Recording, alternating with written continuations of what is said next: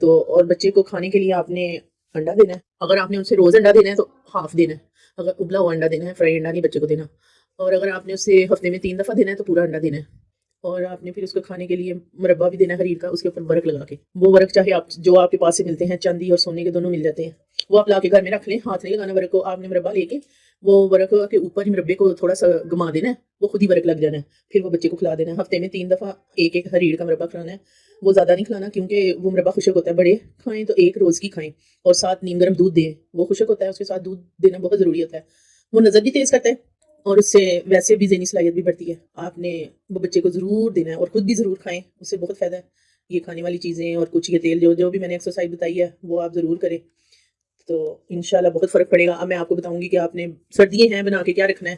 آپ نے یہ کرنا ہے کہ چنے لینے ہیں، اور سونف لینی ہے، اور دھاگے والی مصری لینی ہے، اور بادام لینے ہیں، اور جو آپ کے گھر کوئی ڈرائی فروٹ پڑے ہوئے ہیں وہ ڈال لیں.